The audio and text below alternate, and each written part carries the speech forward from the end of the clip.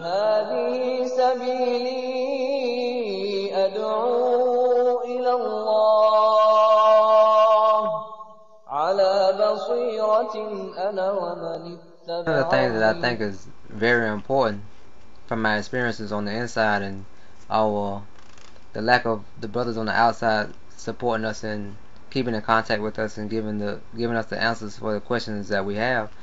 I mean, I know that we have our lives on the outside, but we have an obligation to our Muslim brothers on the inside also.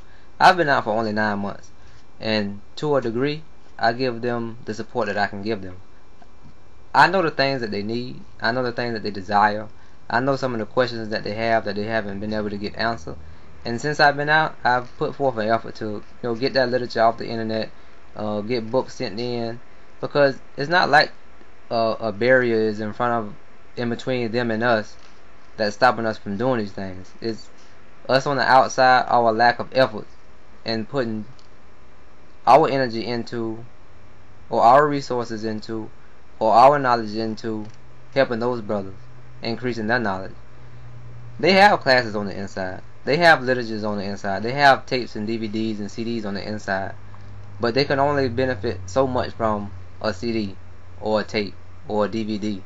I mean, if this is a place where Allah has allowed them to acquire the knowledge at, to learn the knowledge at, to accept the deen at, and to implement the deen at, then we on the outside should do whatever we can to encourage them, to make sure that they have the authentic literature. Because I've run into literatures on the inside that wasn't authentic. I didn't know it until now. I mean, it's things that I was practicing, is parts of the religion that I was practicing that was bid'ah.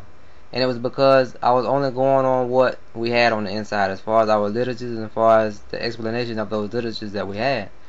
I mean, I know that brothers can't come into the prisons every day or every week, but I do believe that there's some type of organization, if not an organization, something that can be started, something that can be structured. There has to be some type of structure that can be put together in order for the finances to be coming from some place, the people who are willing to go in and do the footwork coming from another place, and it needs to be drawn together. It needs to be structured to an extent that these brothers on the inside get the full benefit of Islam while on the inside. I mean, we read about the scholars of the deen who've done time in prison, who we benefit from now.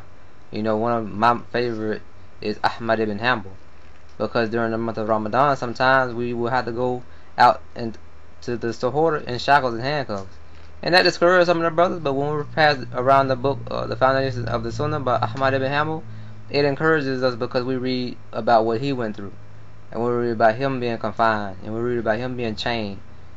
So, I mean, it's books like that. But we would have never gotten that book if we would have never reached out to someone on the outside and told them our struggle and told them of our position, and they thought of that book, and they thought that that book would be encouraging to us, and it was, mashallah. And that's the thing. There has to be a line of communication that connects those on the inside with us on the outside, because we can give them the things in which we need, and who's to say that those brothers won't get out and become our teachers, that the brothers won't get out and become a means of encouraging us to tighten up in our deen, or to tighten up in our studies, or to tighten up in our implication of the religion.